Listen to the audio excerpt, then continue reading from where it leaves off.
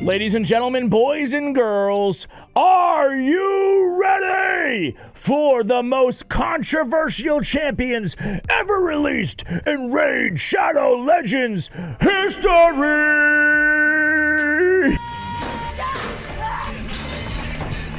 We're talking about the most contentious, the most divisive, polarizing, the most explosive, problematic, hot-button champions ever to see the light of day in Teleria. Today, I bring you the top 5 most controversial champions in Raid Shadow Legends history. But before that, guys, send us some love, some positive vibes your way. And also, I'm gonna do a few cool things just as an appetizer to the main course for you guys.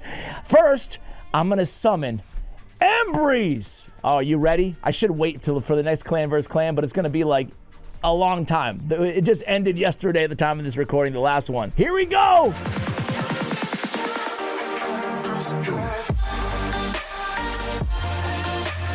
Ooh, I am so excited for Embreeze. Listen, I said it the day his kit was released, right?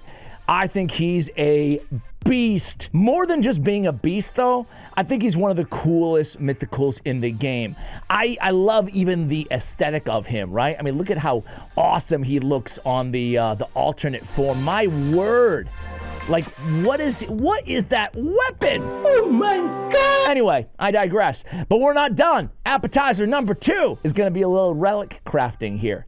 I've got some legendary relics. Or mats at least, right, from the clan. Let's go ahead and craft. Boom! Give me that legendary, give me that legendary, give me that. Hey, temporal stagnator! Woo! You're good luck. You're not the other viewers. You're good luck. Total pickup line. Man, this is actually up for a vote right now to get our hands on this relic right now in the relic voting thing for community month or whatever. It's still my second favorite. I'm still a wand of submission guy, but you can't go wrong with either of these because they give you accuracy and speed. Also, whereas 20% chance to remove, steal, or convert buffs, or increase a skill's cooldown when landing a weak hit. Man, Affinity Breaker, these sorts of things in the game now, the Temporal Stagnator too, they're underrated, I think. Well, obviously we're gonna keep it. Should they even give you an option to sell these legendary? Let's do it. I'm on a hot streak. Okay, the Flesh Render. Where increases the damage of each hit on their next attack by 3% of any surplus heal when self-healing. Damage cannot be increased. Interesting, there are some self-healer DPSs out there that could be pretty intriguing. What the hell, guys? Let's just keep it going. Give me another. Okay, Unholy Grail. Okay, I'm just gonna unload. I'm just gonna freaking unload. Alrighty, Journal of Necrotos. I love the journal. Whereas heals and turn meter effects applied to allies are boosted by 15%. I love it on healers. I love it on turn meter boosters, and I especially love it on both. Okay, I'm gonna stop here, but I will do the rest of these mats on my Raid Shadow Legends Guides YouTube channel, so stay tuned. All right, let's get into the crux of the matter here. 5 minutes into the freaking video, practically. Listen, these are the champions that are the most controversial. We said it. Let's jump into it here, Ash. You said it. We get it. Well, I need to clear the red dot, though. Let's be real here. I gotta, first things first, clear my red dot. Okay, these are the champions that have polarized so many, frustrated so many in the community that people legitimately quit. At least that's what hundreds, if not thousands of people said in my comments at the time. It's funny how the same people who quit on some of these champions also quit on the other champions, but I digress. Now, we're not going to talk about controversial decisions that Plarium has made. For example, good old Corpulent Cadaver, right? He would be number 1 if we were going to talk about, controversial decisions, aka nerfing the accessible rare that was allowing players to contend with the whales. You know, he would be the most controversial. He'd probably be number 1 if we were talking about bad choices on Plarium's part. Although, to be fair, maybe some bad choices could still be considered in this video on this list when we're talking about champions that were even released to begin with, right? So I want to start with kind of a very sensitive one, and I'm not being hyperbolic here like the rest of the video. And that is, it's a 2-for-1. Taurus and Marichka. All right. So I'm just gonna say it. I'm gonna say it how it is, right? All I know is it's about to get messy in here. Yes. That's all I know. It's about to get messy in here. Listen, first of all, they're still busted, they're still broken, they're still S-tier champions, specifically Marichka. And I actually think that she's very important for the game right now. I would never want to see her nerfed right now in the game because she's the response to all the broken champions, all the broken bombers and the burners of the Gizmax and the Comedises, right, out there in the game. She's very, very good, and I think she's one of the best legendaries in the game, but I'm not a big nerf fan, right? But when she was released 3 years ago with Taurus, man, that was before Mythicals. Things were a lot different, and they power crept the entire game. And it was I think probably the second or the third time ever that I was reading on a daily basis people just not just calling for a nerf, but demanding a nerf for these champions. We're looking at Taurus, the dude who's who was the best nuker at the time, who doesn't die, right? They were on every arena team if you're lucky enough to have them, right? And they were just they are still so good, but they were so good. The thing is, though, is the lore on these champions all had to do with Ukrainian folklore, right? Which is really cool to be honest, you know, like I actually some people like real life tie-ins in their games. Others don't like it, like keep it in the Teleria ethos, please. I actually do like a little historical fiction, if you will. But a lot of people kind of thought that like, okay, the usage rates, the data is in these champions are so unbelievably god tier compared to everybody else. But because of geopolitical circumstances, aka their country being invaded, maybe that affinity was such that they would not balance the game based on the real life lore crossover. Now, I'm not making like that as a strong accusation, I have no, but like anecdotally, it kind of felt like that to a lot of the player base, which just led to the controversy in some corners. The ire for these champions, like they're not going to touch them. They're not going to touch them because of their origins or their crossover into real life. So I think that it was, you know, in the end, we survived, you know, glass half full. At the time, it was annoying, especially if you didn't have them and you're going against them and you're a PvP player all the time. But in the end, we did survive. And I think that they're in a much better spot right now. But at the time, people were they were just really upset about it, okay? Number 2 is going to be Armanz. Man, this was last year, right? So last year during the 5th anniversary, there we go, Armanz the Magnificent was released into the game. And this dude just broke everything. I mean, do I need to tell you about Armanz? Let me just, a healthy reminder as if anybody needs it out there. I know you don't need it. About Armanz, about how impactful he was to the game in a good way if he's on your team, in a bad way if you're going against him. And he's still like this, Armanz. Listen, back in my day, a really good stunner in the game, let me talk about a stunner. Let me talk about a stunner who was introduced to the game, who changed the game. He was the best stunner that you could find in the game at the time. And I remember talking about this dude when he was released. It's Astralon. Look at those wings. Ladies. Woo! Woo! Astralon. When he was released into the game, he changed the game, man. He had an AoE stun on a 4-turn cooldown that was 100%. 100% stun on a 4-turn cooldown. That was next level good. No one had these 3-turn, 100% stuns, nothing like it, right? Nowadays, they're kind of a dime a dozen. There's actually quite a few of them in the game. You got like Gottfried, for example, who's actually not a bad champion. Where are you? Right in front of my face?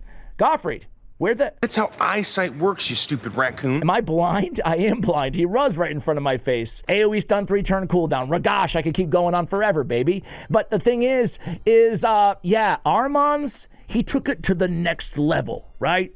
He was, as Nelly says, the #1 stunner. He came in with the greatest hits.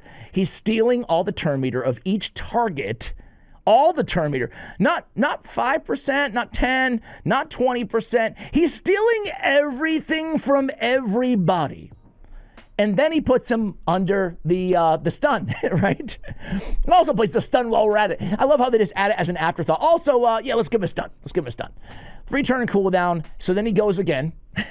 Then he's back to it in another 2 turns, right? Or 1 turn after he takes his, for my next trick, which is literally for his next trick, where he sheeps somebody. It can't be blocked. And then he removes all the buffs. And then, by the way, when they come out of the sheep, what happens? Oh, increase the cooldown of a random skill in that enemy to its max. No big deal. Fills the champion's turn meter. Why not?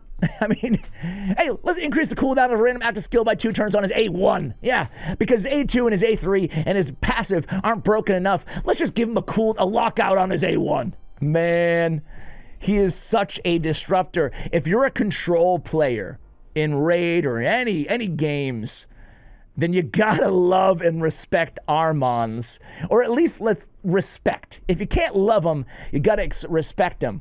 But man, he changed the damn game. He changed the game more than almost any champion ever in the arena, in PvP, right? An arena-focused champion, but boy, he caused so many players to probably rage, probably throw their devices boop, straight out the window. He still does to me. When he starts getting in his chain stun and his chain sleep and his lockouts and cooldowns and everything like that. Oh man, Armanz. I hate that guy. I had Fastidious, I collabed on his channel, and he asked, he's like, I got a collab idea. I'm like, all right, man, what you got? What you got for me? And he's like, by the way, he came back to the game for 3 years, after 3 years off, this guy, right?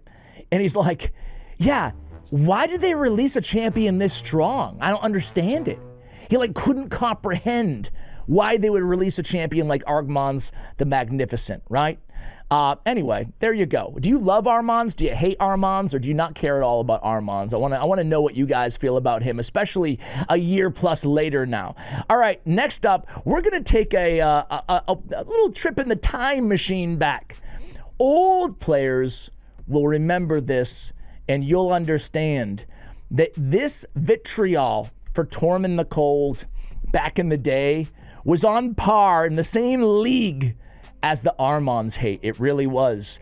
I mean, Tormin the Cold, this dude, man, they had to nerf him not once, not twice, but I think 3 times. I think maybe at least twice. At least twice. Man, this passive used to be, if you think Tormin is effective and can be annoying in some situations right now, oh, you have no idea what he used to be like. It was insane. It was just auto freezes everywhere. Keep in mind, this is way before Stone Skin. There's no feral gear or anything like that. You had immunity gear, and that was the meta. It's like, dude, if you're not building your champion immunity gear, what are you even doing? Tormin exists. Because it used to be, I think the percentages were higher of placing a freeze. And it says every time, this is passive by the way, right? Anytime they receive a buff or have their turn meter filled, it applies twice per enemy turn. Once for buffs, once for turn meter fill, okay? But it used to be infinite times. You get 3 buffs, you get 3 chances of freeze. You get 3 buffs and a couple turn meter fills, boom, you're frozen again. It was just relentless freezes all the time against Tormin, and people were out of their mind upset about it. Now, in this case, Plarium did listen, and they did go in and nerf him. And again, they nerfed him multiple times, but man, oh man, he was the meta. It was the Tormin meta, right? Speaking of the Tormin meta, there was also a Hegemon meta. Hegemon's number 4 on our list. Man, Hegemon's back, by the way. I hate this dude. I've always hated Hegemon, even though he's kind of cool too. You know what I'm saying? Because he's the only champion in the entire game to have this ability. In a game that's all about speed, Hegemon could care less because he's always going first. He's always going first every round. Multiple Hegemons with the highest speed will go first. And that used to matter back in the day when everybody had Hegemon. I remember the first 2 years I played this game, I was like, oh, if only I can get a Hegemon. If only I can get a Hegemon. And then one day they introduced Stone Skin and I got Hegemon. And I was like, oh, crap. Hegemon's out of the meta.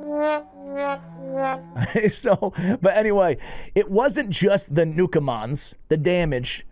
It was back in the day, again, similar to Tormin, unless you were just rocking some immunity gear, there was no Stone Skin or anything like that. So it's just like a block active skills. He can neutralize your whole team. It's a coin flip each champion, and there's nothing you can do about it. And if he didn't neutralize them with the block active skills, he might just kill him. There were double Hegemon teams. There were triple Hegemon teams. There were quadruple Hegemon teams. It was so annoying. It was so annoying. He's still quite cool. I think he has a really awesome spot in the game right now. Because if you decide to forego Stone Skin and just go all out speed, you got to be very careful of Hegemons, right? Very sneaky champion to have built, especially if you're into live arena. Nowadays, I think he's good, well balanced, and a great counter to the meta. Back then, people were irate about Hegemon. And guess what? They never nerfed him.